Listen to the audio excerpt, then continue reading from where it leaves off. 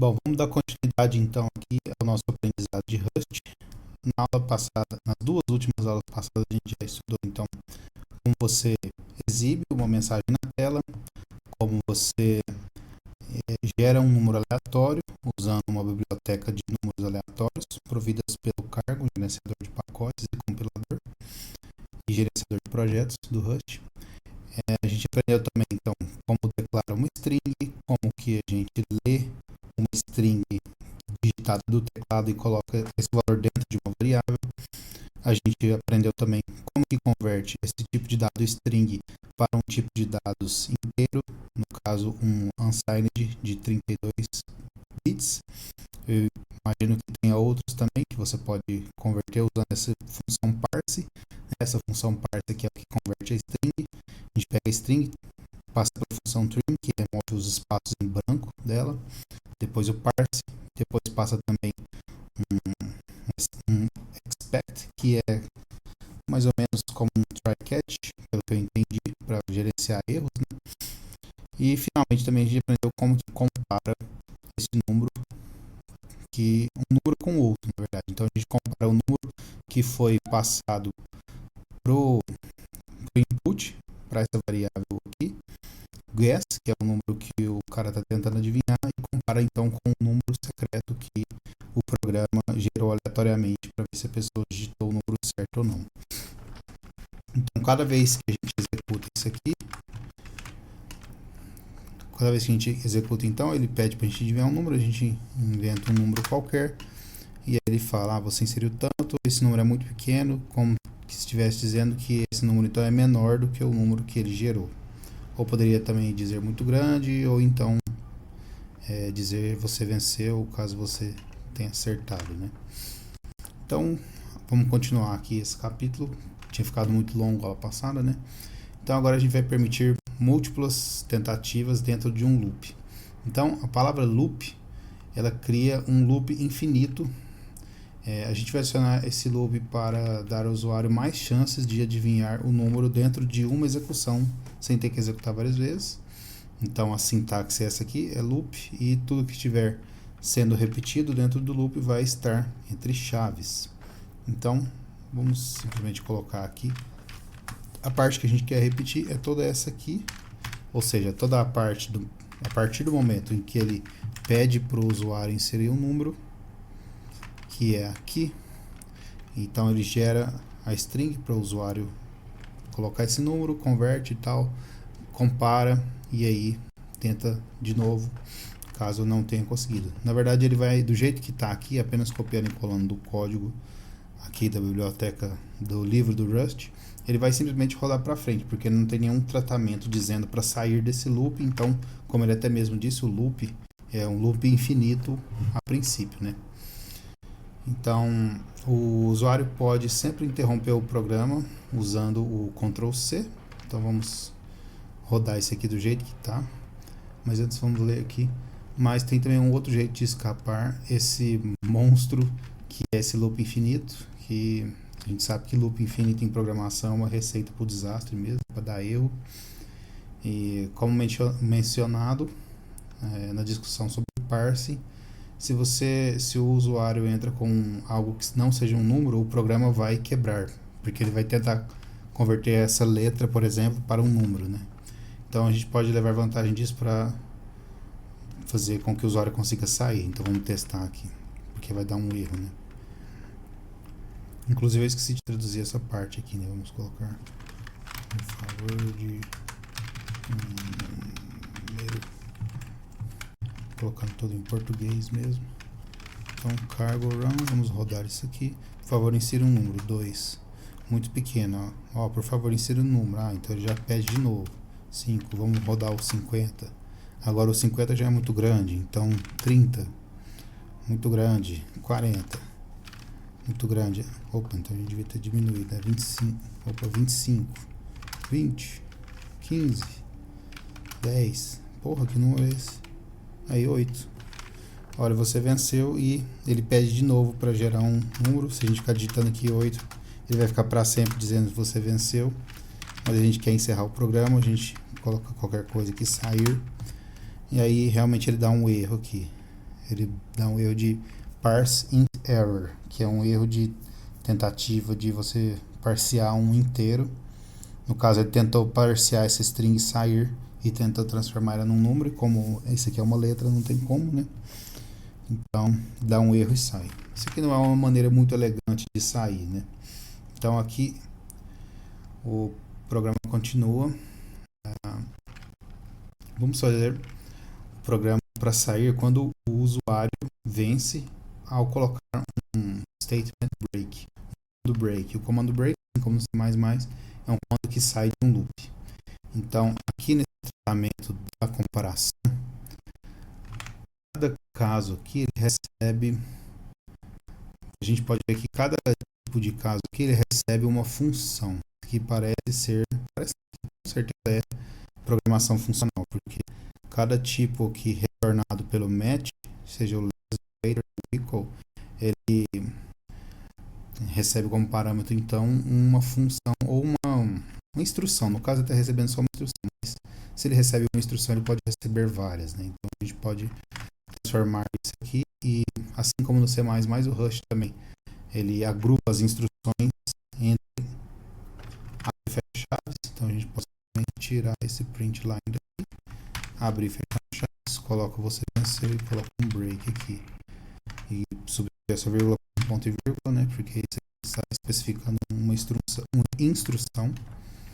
Então vamos testar o que a gente fez agora. Favorecer número 20, 30, 50,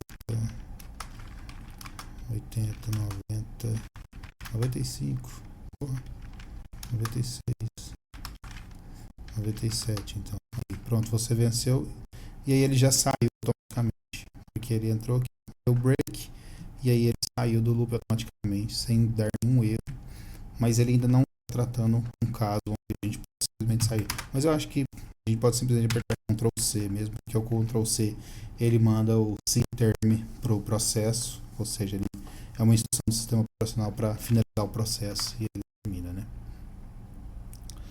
Mas a gente pode então lidar com o input invalid, que é aquele caso em que eu digitei sair.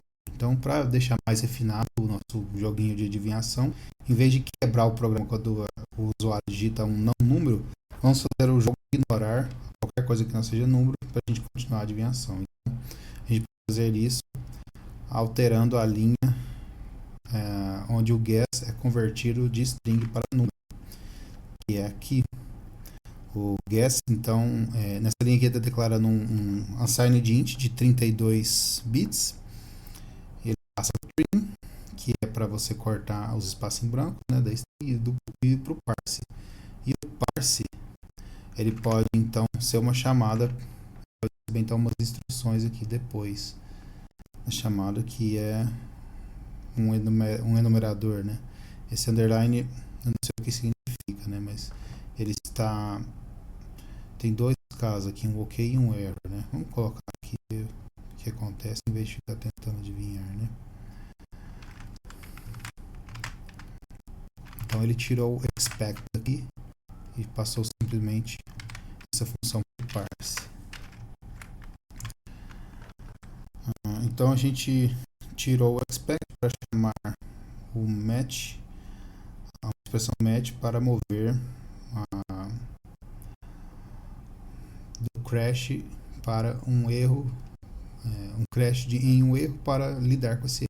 Lembrando que o parse retorna um result. Esse aqui a gente tinha visto na aula passada. Esse parse ele vai retornar esse tipo result aqui, que é um enumerador que pode ser o ok ou o erro, né? Então aqui no caso ele está lidando com o caso de ok, e o erro ele simplesmente continua. No caso de ok, então isso aqui é uma função anônima, que vai receber esse número ok, que convertido vai retornar o próprio número. No caso vai retornar para essa função parse, então, e vai atribuir a variável guess logo aqui. Então se o parse consegue transformar esse string em número, a gente vai retornar um ok, que contém o número resultante. O valor ok vai combinar com esse primeiro padrão. sem querer. O OK, então, vai combinar com o padrão do match, que é esse aqui, né? Que é o match está esperando um número também. E a expressão, então, vai retornar um número, que é esse num aqui, NUM. Ou seja, é isso mesmo, recebe o OK e já retorna esse OK aqui. E então ele é colocado dentro da variável, o valor dentro da variável, e esse aqui vai parar dentro da variável guess aqui. Se o parse não consegue transformar a string em um número, ele vai retornar um result ERR, que é o erro, que contém mais informação sobre o erro. O ERR não combina com o OK, né? Com o padrão OK na primeira chamada do match, mas ele combina com o ERR underline aqui, padrão do segundo arm. Esses arm aqui então são essas duas chamadas aqui. Um é um arm e o outro é o outro arm. Isso aqui então que está entre chaves não é um conjunto de instruções, né? Isso aqui na verdade é um enumerador, porque cada final dele aqui tem só uma vírgula e não um ponto e vírgula, né? Diferente daqui, por exemplo. Isso aqui é um conjunto de instruções e aqui, então no caso, é um enumerador, onde cada linha aqui é um resultado da chamada de parse e o que fazer com esse resultado. Então, se o resultado for OK de conversão para um número, ele vai retornar esse número, senão ele vai simplesmente continuar. Vamos ver o que acontece se a gente executar. Opa, deu um erro aqui, ó. Acho que eu coloquei alguma coisa errada. É o match, né? Ele passa esse aqui para um match. É por isso. Não tinha prestado atenção nessa parte.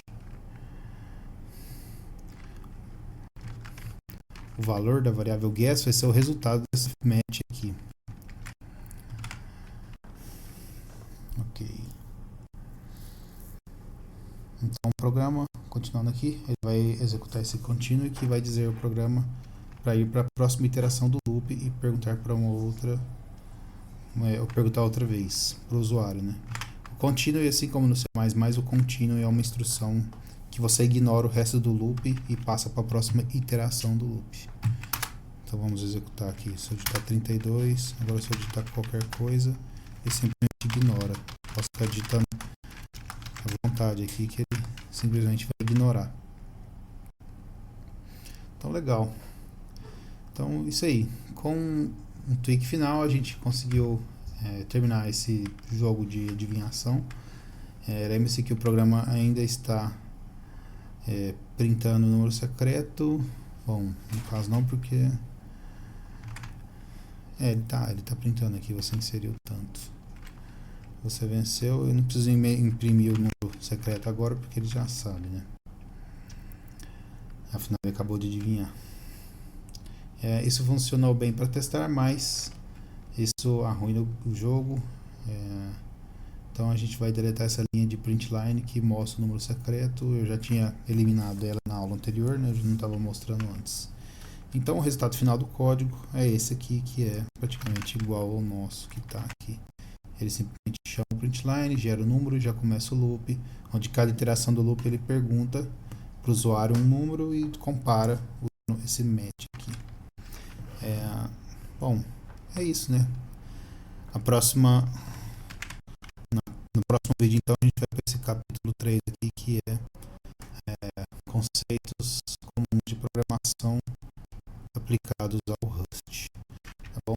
Agradeço a presença de todos e até a próxima.